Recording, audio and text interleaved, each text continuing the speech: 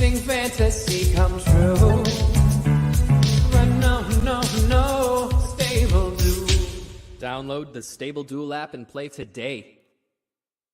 Oh, it's time for another edition of the Summer Stream. We've got the sniper, Barry Spears, Gino Bacola here. Matt DeSantis, our good buddy, he's off for this week, but he'll be coming back and hanging out with us again next week. Barry, my friend, you just made the trip up to Saratoga. How was it last week hanging out up at Saratoga? Oh, man, I had a great time. The weather was absolutely perfect. Awesome. 80 degrees every day, not a drop of rain the whole weekend. The racing was great. Everything was great. I just had a great time. Met a whole bunch of people, new people I've seen before. So, yeah, it was fantastic. Beautiful. So, love that. I've still never been up there. So that's a bucket list one for me. Oh, yeah, you got to get up there. Every year that I've been working racing when I was working for TVG and stuff, I'd always be at Del Mar because a lot of the times I was here and I'd, be in Southern California. And the last few years, I just haven't made a trip up there, but it's definitely on the bucket list one of these years. We'll have to get up there. And we're going to talk about Saratoga and some Friday and Saturday best bets. What we want to do on this show is go over all the big stuff for the weekend. We'll talk about the Stable Duel contest, and then we'll set you up with a couple best bets at Saratoga and at Del Mar for Friday, for Saturday. And all the horses that we're going to give out are all prices. We don't even worry about win percentage here. We're concerned about ROI. You can go 0 for 9, and then on the 10th horse, you have one horse that's 10-1, and you're positive. And that's what's great about racing, and that's what's great about playing the way that we play, is that it's a tough sport. You're going to have a tough time if you're trying to play all chalk, and you can't do that in Stable Duel. It will not allow you to. You just cannot pick chalk in each and every race. Stable Duel has a fun weekend coming up, Barry. They've been giving us a lot of smaller contests, affordable contests all over the place. Today, we have a bigger one at Del Mar with a $50 game. Ellis Park, Monmouth Park have games, and the road to the Queen's Plate continues. There's a big game on Sunday for Queen's Plate Day up at Woodbine, and you can qualify and win your way in today by qualifying and then getting involved in the series. So pay attention and check a little bit more into it if you want to qualify into the big game on Sunday. It's $3 to enter today, and if you finish in the top, I think it's top 10, and then you get a free entry into tomorrow. And then if you finish there, they'll give you a free entry into the big one on Sunday. So you can play your way in. There's also a fun Penn National game tonight on Friday night. If you want to kick back and watch the races, play along with some Del Mar, $20, $2,000 entry. So if you head to StableDuel.com, you can check out all of the contest schedule, all of the big games coming up this weekend. And Woodbine is a tough place to play, Barry, with the turf and the synthetic action. When they have their big days, like on Sunday, they have massive fields, horses that come in from all over the place. And Woodbine has a few days of the year where they have some really nice cards. Yeah, this weekend is no exception. The Queen's Plate card looks really, really good on Sunday. Yep. And then, the races leading up to it, today and tomorrow should be good as well. So, I expect the contest action to be heated this weekend. So lots of options for you this weekend. Now, one of the tracks that doesn't have a Stable Duel, which we'll get there one year. We'll get there one year. But I know that everyone is playing Saratoga and paying attention during the summer. So we wanted to incorporate Saratoga in part of this. That way, a few of you who may be interested in playing the Saratoga races, maybe we can lead you in the right direction, build a little bankroll, then you can head over and make a deposit at Stable Duel and fire away. So we'll look at Saratoga for Friday and Saturday. We'll look at Del Mar for Friday and Saturday. I'm going to look towards the back of the card for Friday, Barry. I have a couple in races 7, 8, and 9 for Saratoga. How about for you for Friday? 7 and 10. Oh, so we're right at the back. So we'll get you all set up for late pick 4 and late pick 5 action. So let me pull up the daily racing form past performances. We're very lucky that daily racing form in the DRF gives us the opportunity to pull up the daily racing form past performances while we handicap, and we can dive into race replays, chart work, pedigree information, trainer statistics. It's so nice. Barry, I saw you spitting some formulator rhymes the other day with Ren Carruthers on Twitter. that was just hilarious. You guys are going back and forth. And I love Ren. She's so great. So Formulator is great too. Let's talk race number 7. Where do you want to head, my friend? These races, these 5.5 furlong races, have really gotten alike over the past few years. I know my buddy Chuck Simon just absolutely hates trying to disseminate these races. Yeah, But I love them. me So too. this one is an allowance race for 115,000, going 5.5 on the Mellon Turf course. I landed on number 8, A Little Faith here. There seems to be quite a bit of speed. Yep. Some on the outside with Osiria, number 10 with Joel. There's some on the inside. Neon Summer is going to have to go. American Heroine probably will have to go. The one, Yep. Freedom Speaks, will probably have to have his hand forced. Yep. American Starlet is another speed horse. So there's quite a bit of speed in here, and I think this horse can sit a good trip. If you go back to this horse's races on September 6th, 2020, and July 25th, 2020. Now, Those are mind the you, those are trips. right. That's what we want to see today. That's Yep. the exact same trip we want to see today, and I think that will get it done. If that horse runs anywhere close to those 2 races, I think we're in the winner's circle here. And you know what? Just sort of looking at the form of this horse overall, right? Following those 2 races on October the 8th at Belmont, was drawn down towards the inside and got forced a little bit too, because just got caught up in a battle, and then was sent to the bench for almost 2 years. So when she comes back off the 2-year layoff, she's going to be fresh and she's going to want to go. So she probably was just a little bit headstrong on July the 2nd. Notice she came back in her last start and she sat a little bit more like the trip you're hoping for. Right. And if Yeah, she just she sits got in a down little here, trouble there. Got Mhm. beat by a horse that's in this race, Tuscan Queen, who I did take a long look at, but I think this horse is better. Yeah. Well, I'm right next door to you with the number 7, Chironi. Now, you talked about all the speed in this race. I completely agree with you. And that's why I'm looking at a horse like Chironi, who's going to be cutting back from routing in a lot of her career. Now, if you'll notice, on July the 24th, she was in that very same race with the horse that you like, A Little Faith. And they flew early in that race. They were flying. But keep an eye on Chironi, because in her races, she'd only been 7 furlongs and then longer. So this was the first time cutting back to 5.5 furlongs. So you probably were expecting her to be far back and maybe getting a little outrun early. But the problem was, so she's the 6 in this race that we're watching. She just hops completely, Yeah, totally blew it. and now she's just done, right? I mean, in this type of a race, because they were going to have to already be pretty aggressive just to make sure she was in contention in her first start going this quick. She was probably going to get outrun. Now she just completely misses the break. What ends up happening, she actually runs pretty well. She finishes 5th in this race. She's still dead last. But Barry, if she was just where the 3 is here, right? Like 3 lengths in front, but at the back of the leading group, she would have been in a lot better shape. Right, way better spot.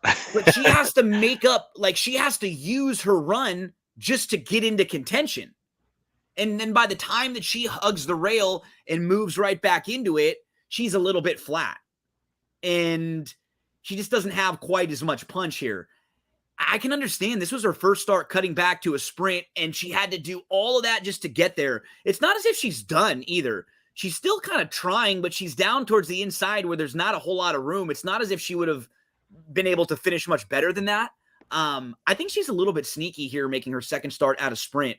And again, you and I both attack the same race because we don't really like the short prices, and we have a plan.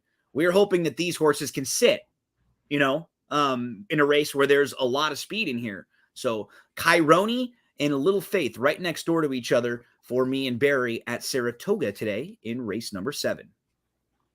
Let's move along. I've got one. Yeah. In You said the 9th, right? Yeah. I've got one more in the 8th, which is the kind of a 8th. fun stakes race. I've got 7, 8, 9, and then you've got one in the 10th.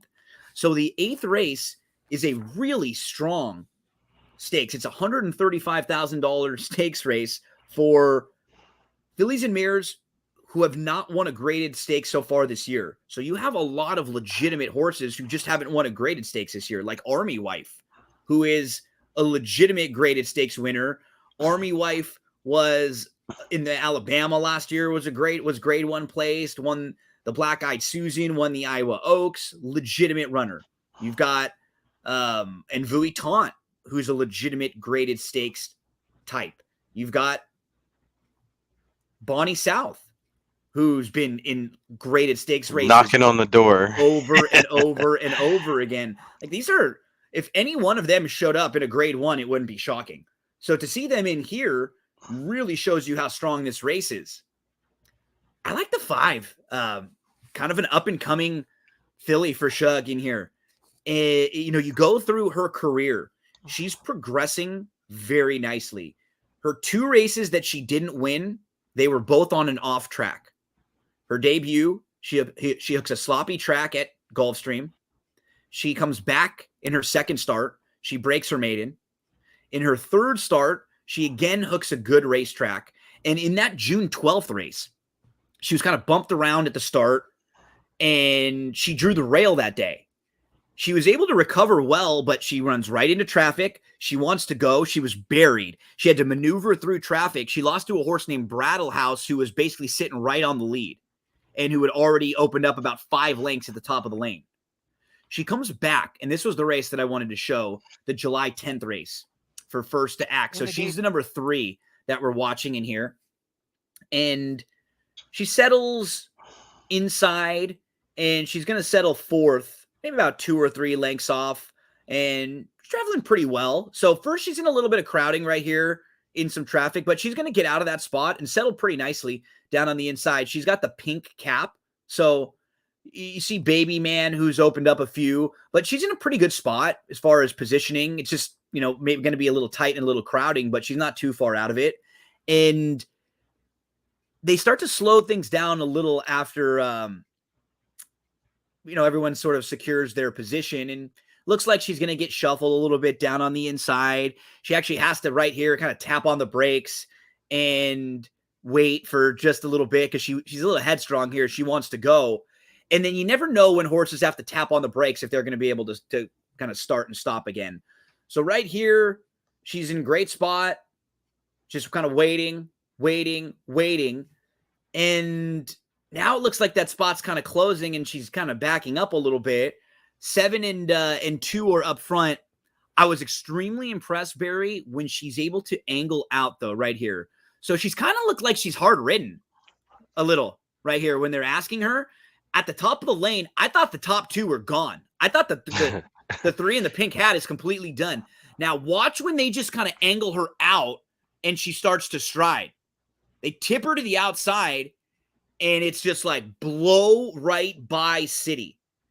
And I mean, she just inhales these 2 that were like 4 or 5 lengths ahead of her. Now the pace was quick and she was getting a trip. I just think she can run all day. Like, she looks like she should have no problem going a mile and an eighth the way that she kicked into gear. I think she may be a little quirky, but Irad keeps the faith. And you have a lot of these other horses who are in here because the conditions of this race. They are graded stakes horses who have not won a graded stakes this year. So they're all horses who are knocking on the door, who have kind of been there. She's kind of on the upside, Sure. She's Yeah, peaking. that backtrack reminded me of Shug's other horse that he had that was on the Derby Trail, Greatest Honor, I think. Yeah, you're right. That performance looked almost like a exact duplicate of one Shift of that out horse's and then races. just Yep, inhale. and Horses. just fly. So this horse is looks to have some talent, and I like the ascending buyers, like going from a 66 all the way up to an 86 in a couple of races. Means this horse is kind of coming his own. I these favorites in this race, like a horse like Bonnie South, how can you trust that one? And what she's even gonna though do, she's gonna come late. She'll come running come late. Yep. Flying If they late. go fast, she'll pick them up. The only thing is Army Wife probably has like a huge She's the class edge. Yeah, she fits really well. Like, if you're playing pick 4s and stuff, I would definitely use Army Wife. I think she's the horse to beat. I really do. Yeah, and I think it's going to play out that way, despite what the morning line is. I think Evutant and Army Wife are going to be flip flopped in the betting. Um, that being said, Army Wife. There's a reason why Army Wife doesn't win. Uh, top level graded stakes. Uh, mostly grade 3 type Yeah. situations.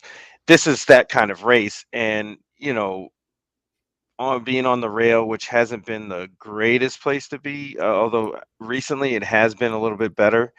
Um, I could see a horse like First to Act kind of coming into his own beat in this field. Yeah. So it's not out of the realm of possibility. Bonnie South, I hope is the favorite. Me too. Um, but I still have a feeling that Army Wife will be the favorite when it's all said and done. That is today in race number 8, right next door in the 9th. One more to mention before we get to Barry's 10th and finish it out. So we've got a $50,000 claimer here, and I'm looking at the 2 Radiant Gem. So Radiant Gem broke the maiden on June the 10th, then came right back on June the 30th and beat $50,000 claimers. Then on June the 29th was in an allowance race. So it was in a protected race, and races that sometimes come up pretty tough. Those starter allowance races. So Radiant Gem is the 8 in here, and Radiant Gem is going to have a little bit of bumping and kind of got bumps around going into the first turn. You can watch here. And so all of a sudden, it's like crowding, bumping. And now the 8 is going to end up being all the way back to last. Just like little small things, like this horse on the inside in the blue is second to last now after kind of being in the middle of the pack. And now just not comfortable all the way around. If you look at the winner of this race, the 13 Runaway Rocket is the horse who wins, who is sitting right on the lead, just to the outside of the leader, and Radiant Gem is in the opposite spot, in the very, very back at the end, like behind horses buried. Just no chance winning a race like this. And if you're able to eliminate that start, what do we have right before that? We have Radiant Gem winning in a $50,000 claimer, and Johnny V keeps the faith. I just think if we put a line right through that race and we look up and down, this horse really fits well with the rest of this field. If you're just quick glancing at speed figures and comparing the speed figures, they're very comparable. I thought the 2 Radiant Gem fits. I think this is a nice like pick 4, pick 5 type of horse. She's 8 to 1. All you have to do is toss that one last race and go back to June the 30th, and that effort would be really competitive in here. Radiant Gem. Yeah, I think just talking about Radiant Gem, this is a horse that I actually almost provided as a pick myself. I just didn't think it was a combination of in the last race, a combination of being on the outside and having a little bit of give in the turf. It's listed as good. I think it was a little bit softer than that. Because it did rain quite a bit, and the 2 times the horse ran when there was given the ground just didn't run. Didn't pick up the feet. Didn't at all. Fire. So it's as far as I know, it hasn't been like crazy rain up there since I left. So the turf should be firm and more to this liking. Then back towards the inside should get a much better trip here. Yep, I agree. Radiant Gem in the mix for me. 8 to 1. If this horse is anything over 5, I'd make a win wager and throw them in your pick 4s and pick 5s. Barry, close us out, my friend. Race number 10. Tell us who we're looking at. Yeah, it's another 5.5 on the Mellon Turf. The Skidmore. It's $150,000 stake. And I ended up on number 2, Fade the Noise, with Flavin Pratt from Mike Maker.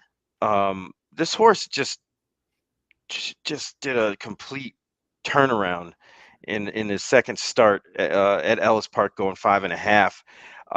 And that race is I think comparable to anybody's in here, even though the buyer speed figure may be a little bit on the lighter side. I still think the fractions and everything were legitimate to where this horse should be a contender in this race.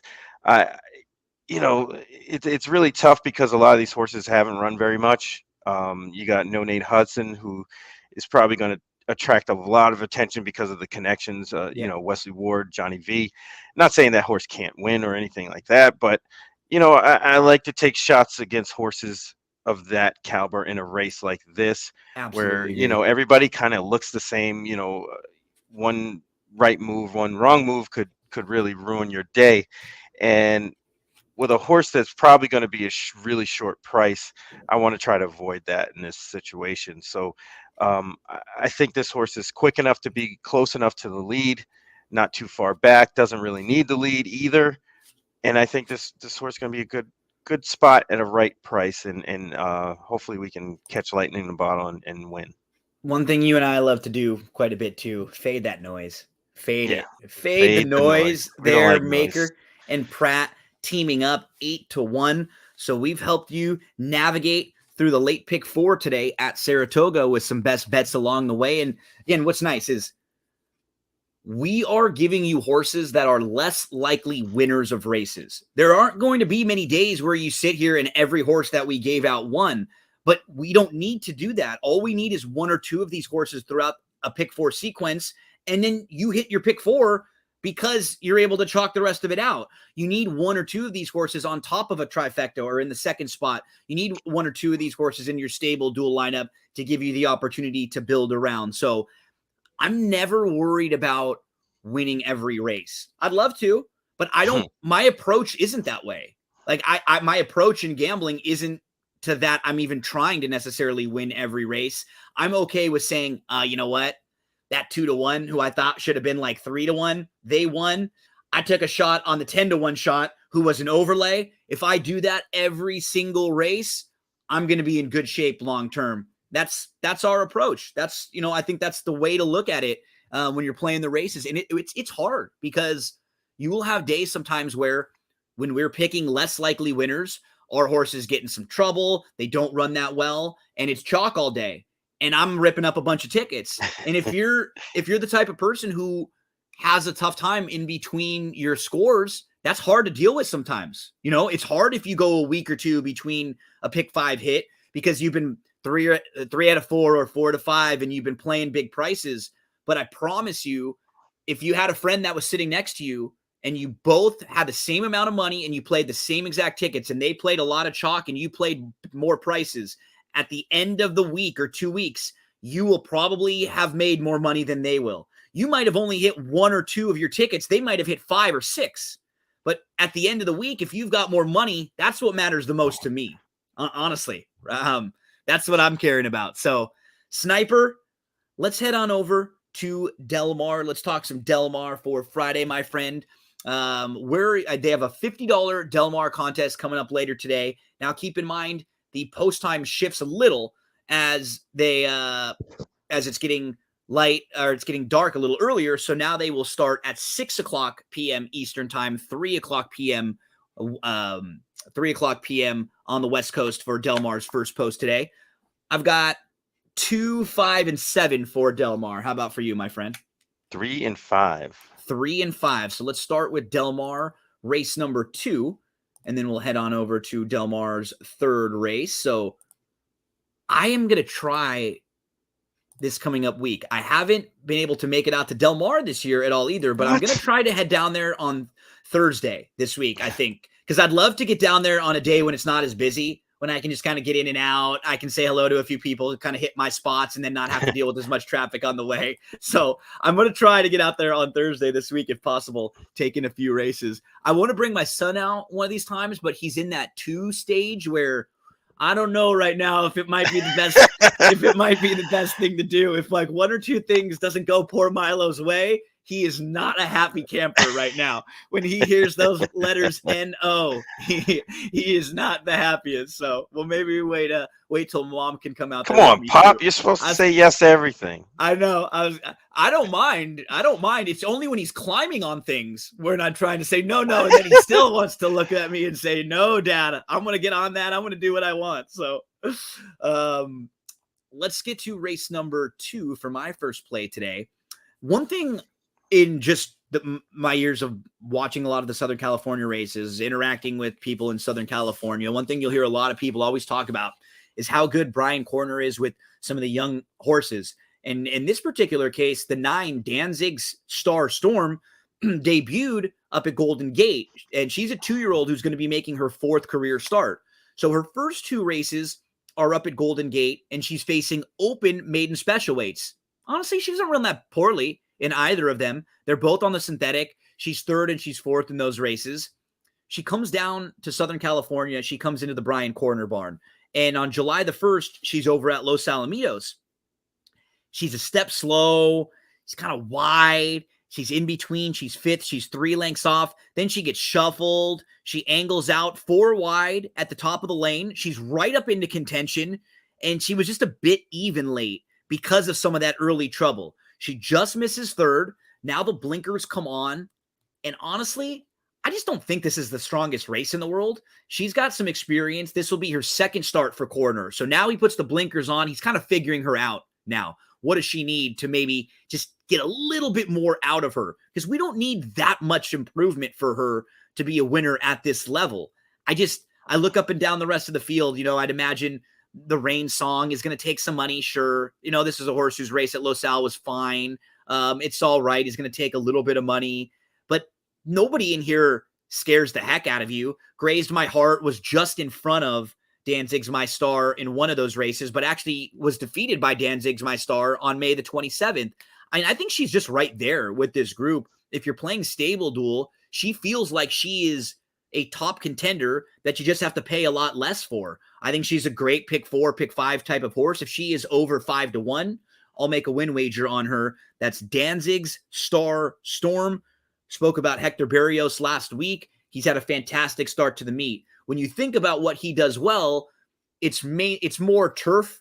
Usually he's really good on the turf going long, except for last week a couple times when I had him in races. We got into some trouble. But that's a conversation for a different story. We won't talk about that. A conversation for a different story. But nonetheless, he's had a really great start to the meet so far. So Danzig's Star Storm, I think there's a fair price in this race for a stable duel situation. I love the price of 3,000 at 8-1. So that's my first play of the day, Barry, in race number 2. All right. You are going to go to race number 4. No, today. 3. Or 3. Race 3. Race 3. Okay, race 3 right next door. Let's talk about race number 3. Tell me who we're looking at. Mile on the turf. All right. It's a pretty decent race. It's kind of one of those start allowance races that you were just referring to where they come up pretty tough. Mm-hmm. And you get horses coming out of all kinds of conditions into a race like this. I ended up on number 6, Hometown Hero. Now this is an interesting horse. This is the first time on the turf, which can mean a lot of different things to a lot of different people. This horse in particular has some races on synthetic that weren't that bad. If you go to December 19th, 2021 and December 5th at Turfway, didn't run so bad on those 2 races. Actually, a little bit better than any of his other races up to the kind of recent ones. This horse Tartufo is not bad. No. This horse went over to Keeneland and was in the Ben Ali, was 3rd in the Kentucky Cup Classic there at Turfway. So yeah, he ran into some. It's one of those things where you see Turfway sometimes and people don't know that circuit nationally. That racing got a lot better this year. It was really competitive, and the horses that left Turfway in a lot of places were running very well. Yeah, I mean, if you kind of think about it, the races there were not as tough as, let's say, Oaklawn, but they were tough enough to where you're not running against real buzzsaws all the time. Yeah. That's what happened in Oaklawn. And I noticed some of the horses that leave Oaklawn after that meet this year have struggled first or second time going to a new track. Mm-hmm. Where the Turfway horses, translate a lot into turf horses, and they run just as good as they did there as they will somewhere else. Yep. And I think you kind of get a little bit of that situation. I'm not sure why they haven't tried this horse on the turf before, but I feel that's why Jonathan Wong claimed this horse last time. The whole intent was to get this horse on the grass. Dam was And a winner on the turf. that's And correct. was actually in a small stakes, wasn't beaten a whole heck of a lot at fairgrounds, and performed pretty well on the turf. There, like Wong is good. This horse is a little sneaky too, because you just can notice the perk up recently, like right around The time he got claimed, the first exactly. time. And now you're going into another really good barn. So I agree with you. It feels like there might be a little more upside with him stepping foot on the grass for the first time. Right. And honestly, if you look at, let's say, which horse here, his past performances don't look all that different than anyone else's, other than the fact that he hasn't been running on the turf. On the turf.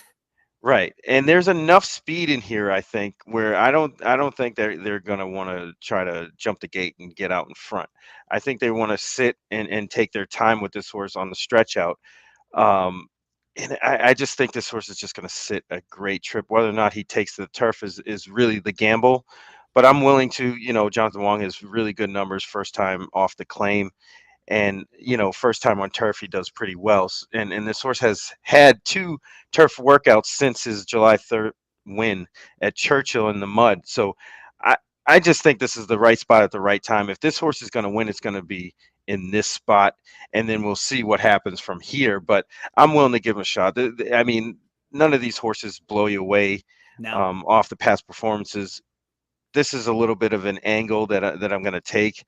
And 8-1, I'll take it all day, especially in stable duel. Yeah, stable duel, 3,000. You don't have to spend up. There's other horses that may be on the card, like Niche Blanc, or maybe is that tomorrow? Yes, yes. I'm one day ahead, but I was gonna say no, Niche Blanc is today. Oh, okay. Yeah, then you 7. can save money to play that one, because I think that horse is a lot. It's like when we look at the Friday, Saturday, they all just clump together, right? It's like sometimes. Del Mar Saturday. Sometimes I've got my It's so sheets. Great. I can't figure out what day it is. Exactly. Fun couple names to mention in here. One of the best episodes ever of Seinfeld was when they were trying to figure out Kramer's first name, and nobody could figure out. He wouldn't tell them, and then they go to the mom, and the mom, Babs, tells them it's Cosmo and everything. So shout out there. And then you remember that jam? It's all about the money. Yeah. It's all about the hum-dum ding-a-ding-dum. I don't think it's funny to see us fade away. It's all about the money. Every time I see that, I'm doing it's all about the dum-dum ding-a-ding-dum. So shout out there. That one will be in my head now all day for the next Thanks, the next Gino. couple hours. I know. I'll be dum-dum as we move to race number 5 for my next play at Del Mar. Thanks so much for hanging out with us on this Friday morning. We miss our buddy Matt DeSantis, but shout out to Matt. Big weekend coming up for Matt with his significant other. So hope you have a nice weekend. Yeah, Maddie. birthday. Happy birthday, Matt. Big weekend for Maddie. Maddie, man, it's so funny because a year ago, I didn't know Matt. It's amazing how quick this happens. And I talk with Matt every single week. He's such a good dude, such a good handicapper, really good stable duel player. So happy birthday to our Matt. And let's talk Del Mar race number 5. I think we might be on the same horse here. Me. Something's telling me we might be. The Deuce. I'm on Magic Game. Yes. There we go. See, nice. I had a feeling. I had a feeling. We thought, I saw that replay and I was like, okay. How can you not like this horse at 6-1? So Magic Game, we'll take a look at the replay from last time out. He's the 3. She's the 3 in here. And my notes are in big, bold, orange lettering. Absolutely brutal trip last out. And so you'll see her. She has a nice start. She's, sitting in a pretty good spot here. But what ends up happening is right around here, things get a little bit crowded because she's right with the leading group. She's right up there. But you'll notice, so she's 4th. She's down on the inside. And now what happens? She can't get to the rail. So she's got horses on both sides of her, and now the shuffle is going to come.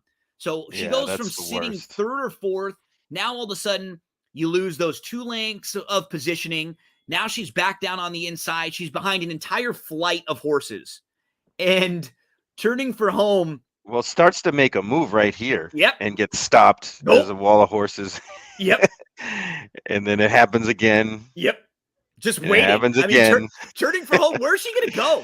Nowhere. It just And got the door shut right there. She's trying. There's another yeah. hole right there that she's trying to hit, and that thing closes on her because the 2 is right there.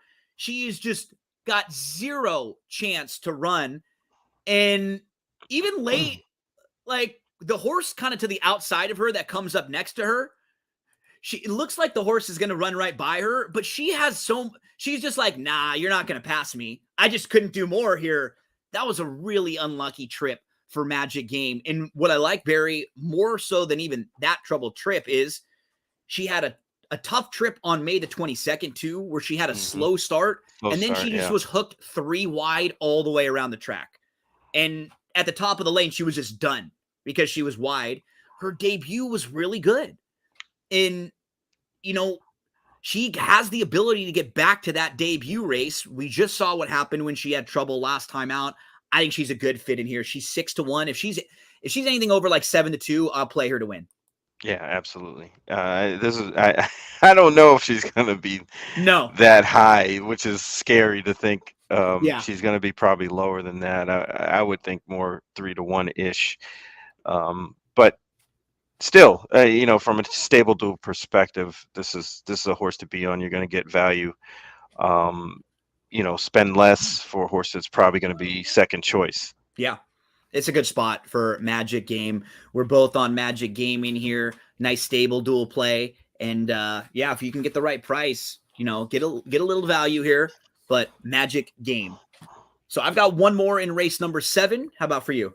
I'm done for Friday. Right. Friday Del Mar. So I'm going to go to race number 7. I'm going to go to the stakes race here. We're talking about Niji Blanche, and I'm going to play Niji Blanche and spend up because you have to double up at Del Mar in this lineup. And when you're building your lineup for Del Mar, there are only 8 races with the 10 spots. So one of them you have to spend up, but I'm not giving you Niji Blanche as a play here, but I will double up because my other play in this race is super cheap, and it's the 5 Macadamia. So with those 2, I'm still in pretty good shape. Now, Macadamia has raced twice in the U.S.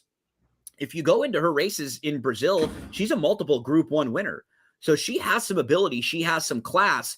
She comes in on July the 17th. She doesn't run poorly. She has a little bit of trouble in there.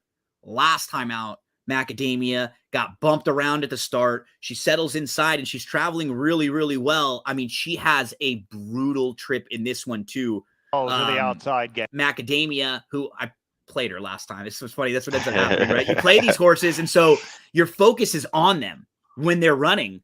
Like for me, when I'm betting a horse, a lot of times I got my blinkers on that horse. So you really watch their trip all the way through, and you're just going, oh no. So she's the 2 in here, and she's sitting in that nice spot down on the inside. But what always seems to happen when I have a horse in that nice spot, things get crowded. She's got nowhere to go here.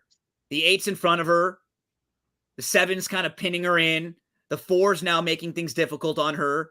And so Macadamia has to just keep losing ground while all the horses to her outside are able to loom up into contention. She just kind of has to sit behind them and has just nowhere to go. She's going to try to battle through horses right here.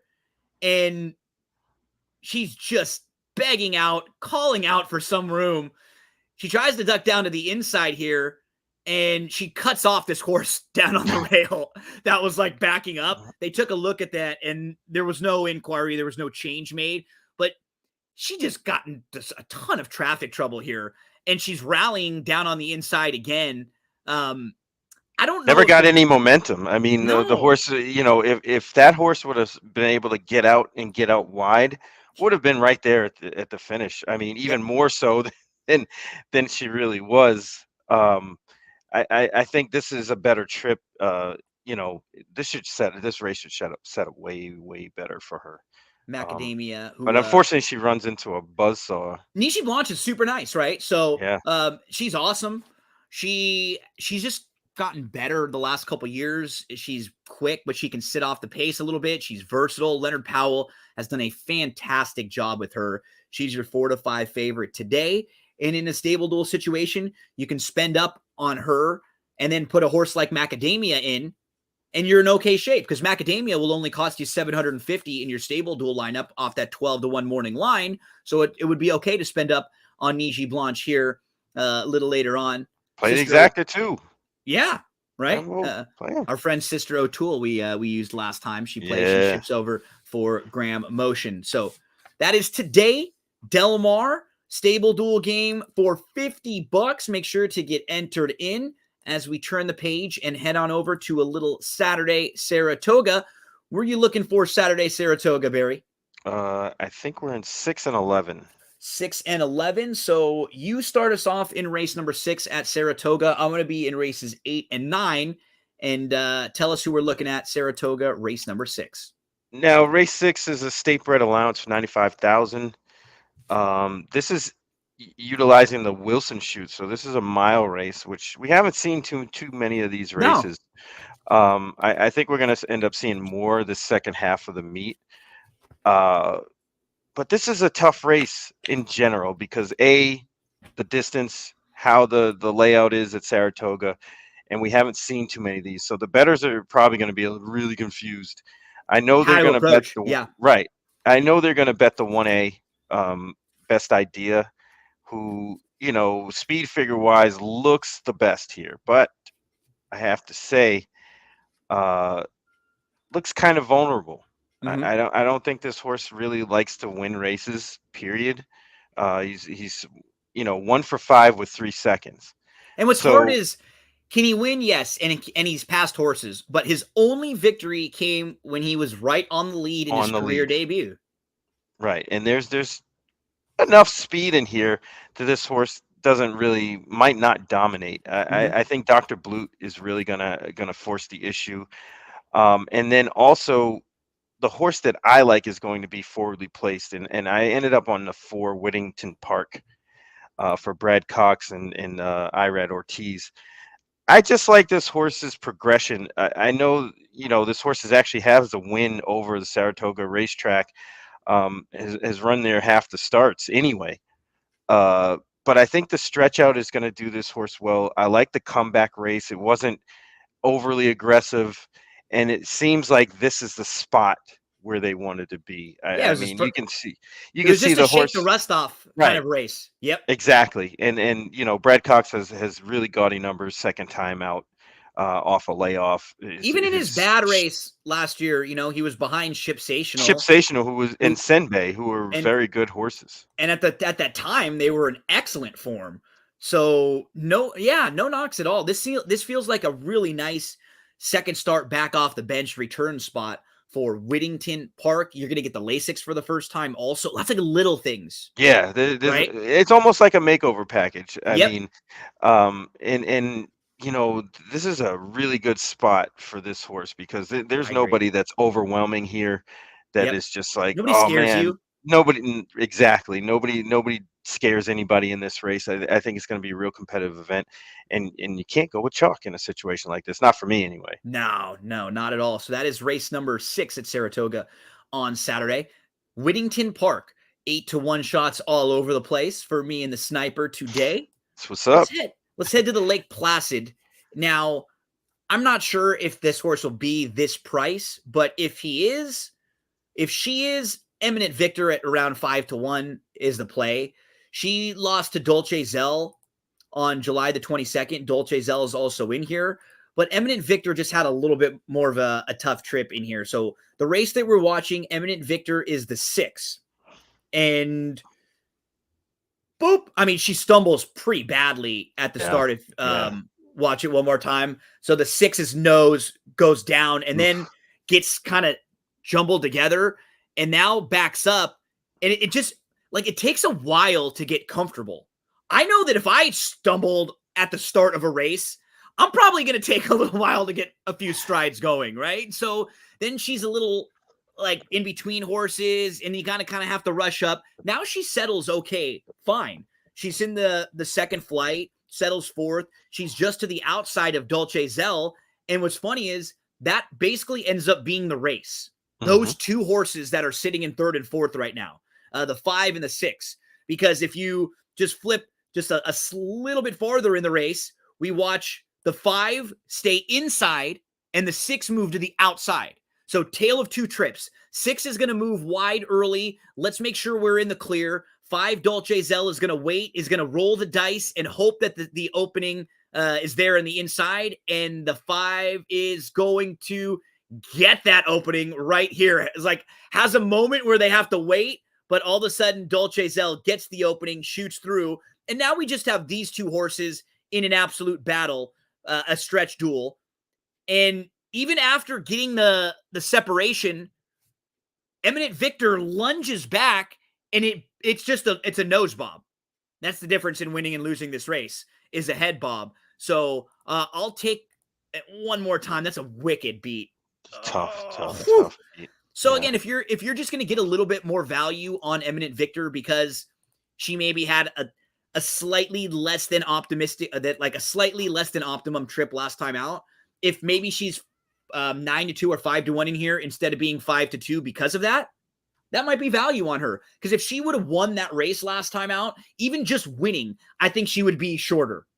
But because she finished second with a little bit of trouble, I think she'll be a slightly better price in here. So I'm going to go Eminent Victor. Anything over 7-2 is fine for me. She's 5-1 on the morning line. And what's a fun race? I mean, you can make cases for just about every one of these horses in here. Yeah, that I did make a case for one, but they scratched my horse already. So okay, the 7 and 8 are scratched, so that may play into the price a little bit. I actually like the 8, but they scratched her. So we'll keep an eye on where she shows up next, because she'll be making her second start back off the long layoff, and she could be primed for a big one. So that is race number 8 with Eminent Victor in the grade 2 Lake Placid. And then I'm going to go right next door in the 9th race, another one of those turf sprints. Oh, I know Chuck is loving it this morning watching us, Barry. We're going right to these turf sprints each and every time. Chuck, we've got you taken care of. Don't you worry. So just throw some of these horses in your pick 4s and pick 5s. We'll help you out. There you go. I'm looking at Lady Edith. And Lady Edith comes out of a race where she had a pretty tough trip. She's the 7 in this race that we're going to watch. I'll talk over it a little bit. And if you notice, Lady Edith, she'll be making her 3rd start now for Christophe Clement. Her race behind Caravel, she was right behind Caravel on June the 10th. And then right here, she's bumped around. She's the number 7. And now all of a sudden, she's going to have to back up. She's right to the outside of the 2. So she's going to settle 8th of 9 in here. She's about 6 lengths off or so. And she's not in a bad spot, though. You could see her. She's 2 from the back, but she's not all that far out of contention. But what's going to happen is she moves, because the 2 horse to the outside was kind of bolting to the outside. Yeah. She ends up having to kind of move in between horses, just so that way she didn't have to go all the way to the outside of a horse who was kind of having some issues. So once she moves in between right here, she's going to end up running into a little bit of traffic. And you'll notice she's kind of looking around for room. She's got to duck down to the inside. And then she's going to kind of have to duck, like she's looking for room. Now she's moving through horses and down to the inside. I thought she ran really well here. Now she's still shifting around. She should have been able to get second if not for the traffic. I don't know if she wins that race, but because of having to alter, move, shift around in a turf sprint like this, she is right there with the rest of this group. She's just a deeper closer. So she needs a little bit of help on the front end. She needs a little bit of a setup.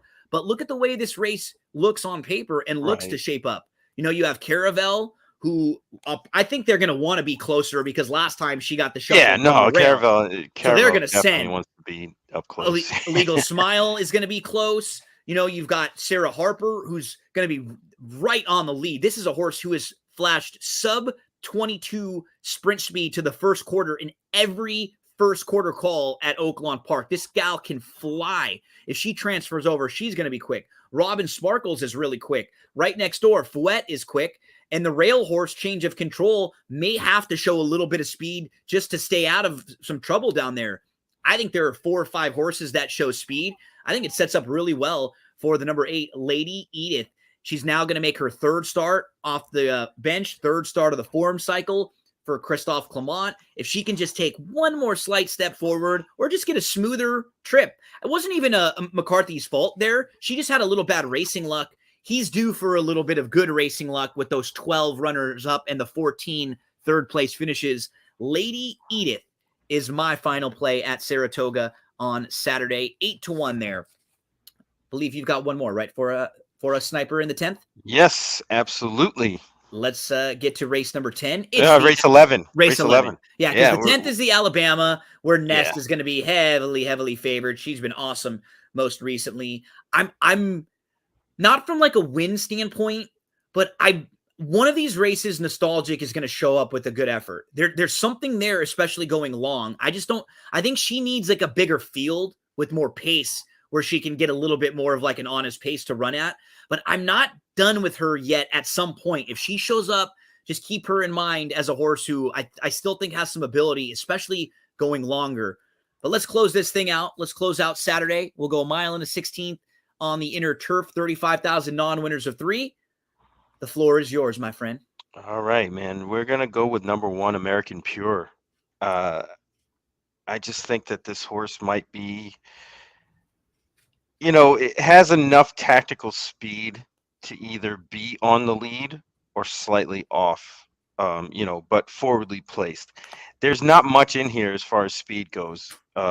You might think the 8, Barnegat Light, will get the lead or be up close, but the horse is, for lack of a better word, a little inexpensive speed. Yeah. And I'm not going to trust that. This horse might not even be fast enough to get to the lead. So, if that horse does go to lead, American Pure can sit right there and sit a great trip. But if you look at this horse's or American Pure's races at Indiana and Turfway, those are really solid races that he ran. He's tossed the last 2. Stumbled exactly. to start last time out, and then 2 starts back was in the slop. And probably didn't like it that day. Looking at the replay and how he run, just didn't look like he took to the wet track. And you got to try him. This horse is a younger horse, and they gave him an opportunity on the wet track, and now they know for sure. The last time just stumbled and didn't really get into it, but was claimed by Maker, and that was really something that stood out to me. That's exactly what he does. Exactly. A horse that is a little bit below the radar. I mean, they paid a bundle for him, $200,000 for this horse. So there was something there initially that somebody saw. And, may have been over his head in that 100K race anyway. Won a decent allowance at Indiana Grand, but I just appreciate that Mike Maker saw this horse, saw something in this horse to claim and immediately put on the turf at a level that probably fits. 12-1, I got to take a chance where this race is kind of all over the place. This is the horse doing something a little bit different than everybody else and could have a little bit of an edge. And what's kind of sneaky is like his dam didn't win on the turf, but she was stakes placed, and she tried a couple tough spots on the grass. She was like a little bit better than you might have looked or thought if you just look at her record. This is a sneaky horse. I like this one. American Pure for the sniper to close out the Saturday Saratoga card. So we go from Saturday, we head on over from Saratoga to Del Mar. I've got 3 for Del Mar, Saratoga. Barry, I'm going to be looking at races 1, 2, and 10 for Del Mar for Saturday. How about for you? I definitely have race 10, and I'm scrolling through to figure out which one I had. Otherwise. Okay, so I'll kick us off. 8 and 10. So I'll kick us off with Del Mar's opener on Saturday. And lots of tough races at Del Mar on Saturday. Like Del Mar has been awesome. We keep saying it. We keep saying it each week, right? I mean, the pessimist in me is waiting to open up these past performances one of these days, and it's like 5, 6, 5, 5. Okay, they've been great. I mean, yeah, really not even really competitive, super fields, contentious. This awesome stuff at Del Mar. So race number 1 at Del Mar on Saturday. It's a first level allowance. It's an optional 40. The horse who I'm going to play, it's kind of a total wild card, and is the 3 Resultant. Now, Resultant was racing at Turf Paradise, and on April the 19th, had this like freaky monster win on the dirt going a mile. He went from last, circled the field, won by 9+ lengths, and actually earned a pretty decent speed figure for races at Turf Paradise. They come up shorter, a lot smaller, and a lot of the time. And after that, moved into the Phil D'Amato barn. So they thought enough of that race for this horse to come to the Phil D'Amato barn. Now, when he comes into the D'Amato barn, he tries the turf on July the 23rd. And he is the number 12 in here in the race that we're going to watch. And you'll see he just hops and he's dead. Spotted him. Yep. And unfortunately, I mean, he's 15 lengths back in this race. It just takes a little while for him to get going, but see, he's dead last, hopelessly last in here. And when you pick things up a little bit later, you know, he's still at the back. Right about here, we see him start to move now. He starts to move down to the inside, and he really closes well.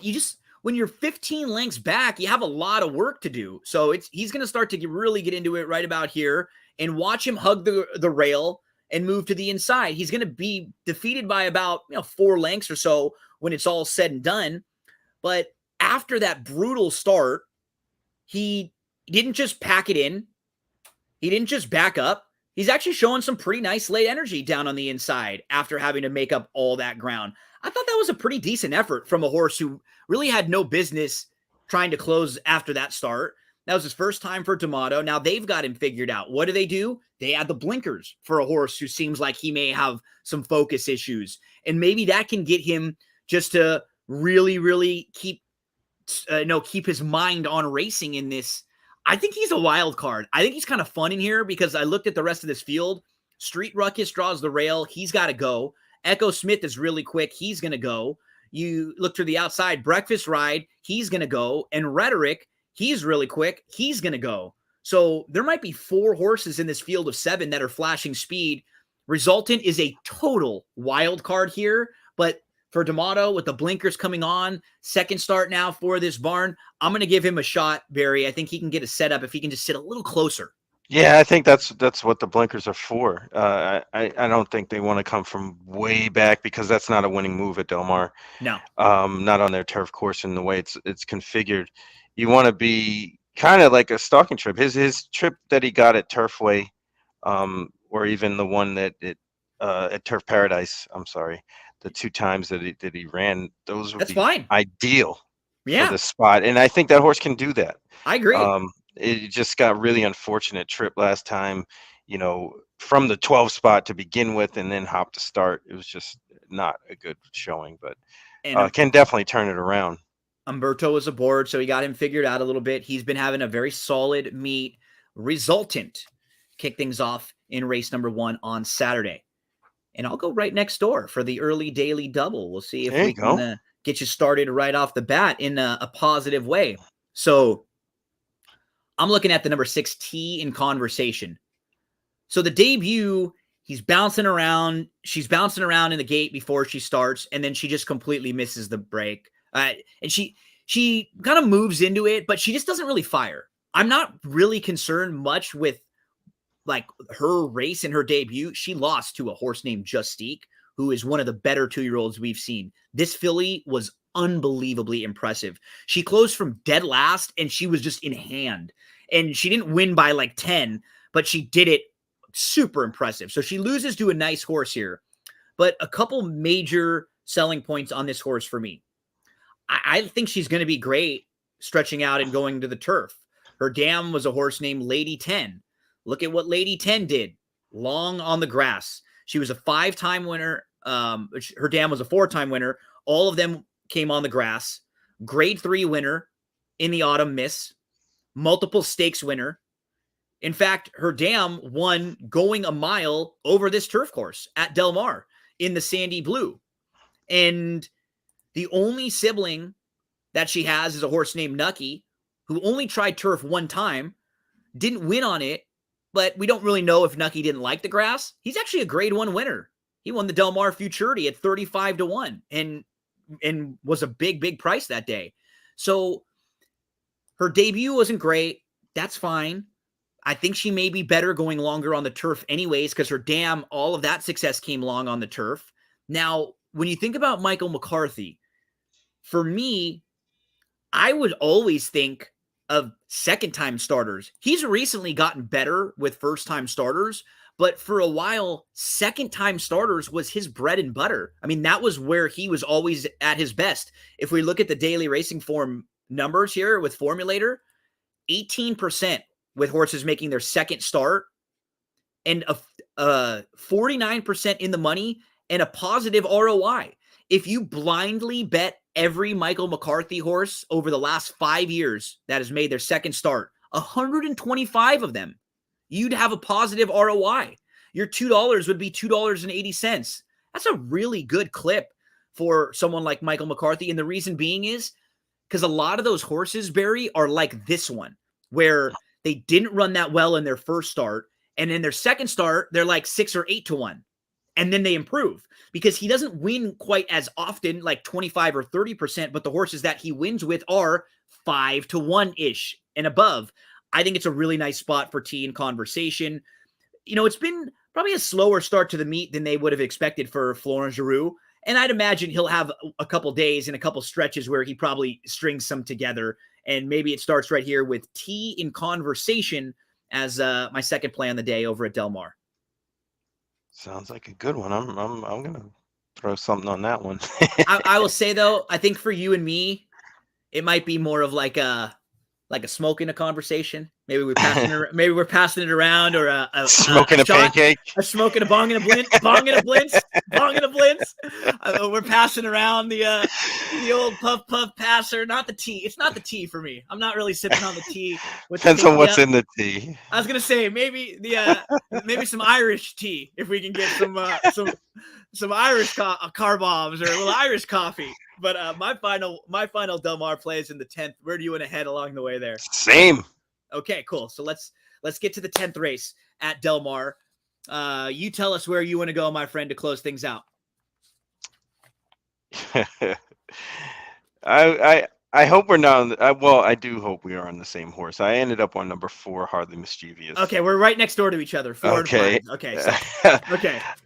I just like this horse coming off the bench. Ran a pretty decent race, comparable to what he did. And I have a lot of success with 2-year-olds going into their 3-year-old year that kind of pair up buyer speed figures. It's a pattern I learned a long time ago. And it means, or it shows that the horse is probably on the improve. Mm-hmm. When they come first off the bench and they kind of equal the numbers there. You know, Tonalist isn't somebody you think about really on the turf. No. But this race is just so wide open. You know, I thought the horse's race got bumped and shuffled back in November at Del Mar, coincidentally, under Ryan Coturla, but ran against a pretty decent horse in Tarazi.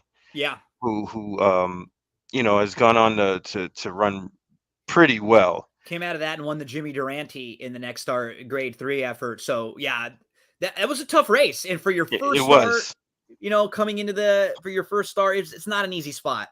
Right. And then, you know, give this horse a race off the bench. And then, you know, this is the spot they were looking for to get back on the turf in a race where they're pretty stacked up, you know, very competitive in this field, no matter what happens. It just seems like this is a good spot. You know, there's really not much in here. The horses that have run more the older horses don't look all that great. I think this is just a spot that's ripe for a price. I had like 3 horses that are majorly on my radar in here, and the 4 was the third one of those 3. So definitely going to be in a lot of my exotics too.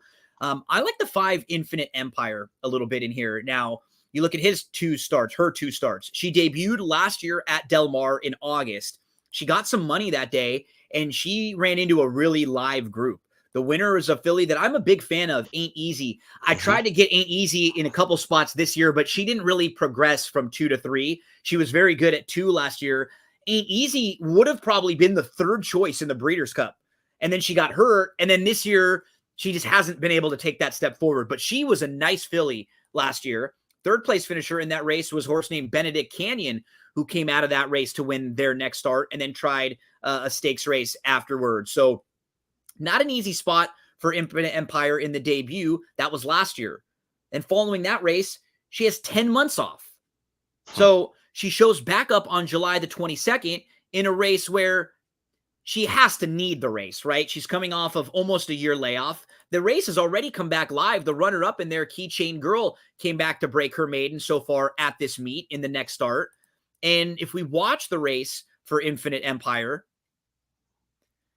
she has a little bit of trouble in here. So she's the number 2 in the race that we're watching. And she doesn't have the best of starts, kind of a slow start, but she ends up moving into a tight spot. So down on the inside, step slow. She has the orange cap, but she recovers pretty well. She moves through the inside here in a spot in between horses. And now she's in a pretty good spot. Not a bad spot for the 2 down on the inside. But it's going to get traffic, right? She's just 2 or 3 lengths behind, but right here, she wants to go, but where? Nowhere to go. She has to tap on those brakes. She gets beat to the spot, and now you get that shuffle a little bit. So now she's a couple lengths behind. Instead of being where the 11 is in front of her, right behind the leader, she's lost about a length and a half or 2 lengths of positioning, and she's in that next flight of horses. But she's still traveling really well down there. She's looking for room. She's trying to find a way to go, and she's able to angle off the rail, shift to the outside a little bit. She moves in between horses, and then right about here, she's a little tired. She has the right to be tired, right? This is her first start in 11 months. But what I like is she actually still trying here. Like, she's tired. She's not moving as quick, but she doesn't just back up. She's actually gaining on the 3rd place finisher, the horse who is in front of her. That's the horse who's actually in this race, Belle Cherie, and that's the very same horse, Belle Cherie, who beat her to that spot. I honestly think if she was able to get to that spot that Belle Cherie got to, she might have been a lot closer. Right. This is a really good example, that replay of how getting shuffled back really hurts your position. I mean, hopefully the jock is a little bit more aggressive this time and can put this horse a little bit closer to the pace and not get that shuffle back, because I think that's the only reason that horse didn't finish right there. In the money there or in the top 3 is because of that one shuffle back on the backstretch. So hopefully they looked at this tape too and can get this horse in a better position and be able to finish. So now after that race, they've come back with 3 workouts at Del Mar, and they're just totally different workouts too, like a total Mandela where they're going 51-4, the slowest of 45. Then he comes back at the next workout and he's 112-4, and he has her move a little bit. And then he comes back with another one that's just a total like maintenance 38-3 workout. Now she's going to try turf for the first time. By taking 1 click, we can look at how her dam was on the turf, and you'll notice her dam was good. She was a 2-time winner on the turf. She was grade 3 placed. So I think the turf could be even better for Infinite Empire. She's a really intriguing filly because everything makes sense for her. Both races were good. Both races have produced next out winners. She has a long space in between, so we understand that she could take a big step forward in this race. Second start off the long layoff, and she's bred for the grass, so she could improve on the turf. There's lots of little positives. The only thing I don't like or I'm worried about is she's 6-1 on the morning line, but she's a my racehorse and a spendthrift. Oh yeah, so, they gotta get that down. In stable duel, she's fine.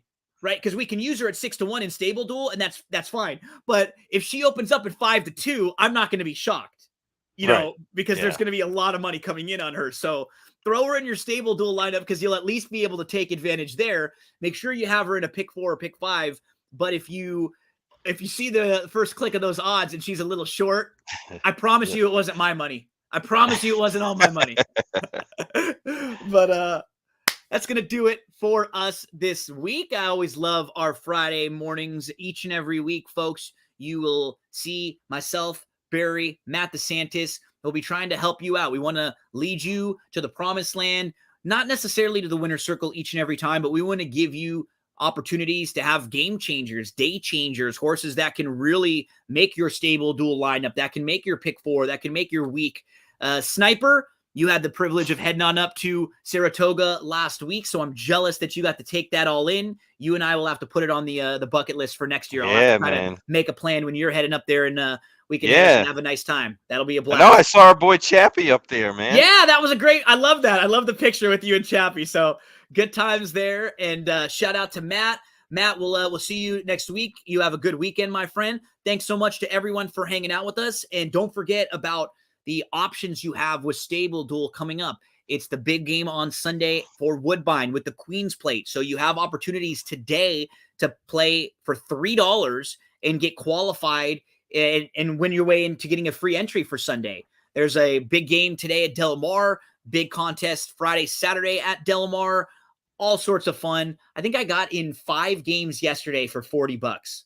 5 different places you can play for just small entry fees. So lots of fun there. Get those entries in and play, race, win. Barry, my friend, you have a fantastic weekend, buddy. Look forward to chatting with you next week. Good luck with all your plays. Thanks so much, everyone, for hanging out with us this week. And we'll see you again next week, 10 a.m. Eastern Time, 7 a.m. Pacific Time. Right now, the soothing sounds of Joey Cleveland. Better, you want to spread your pony knowledge wide. Oh, better, I got a place where winning ain't tough to do. You wanna be cool, Stable Duel. Your horse racing fantasy come true.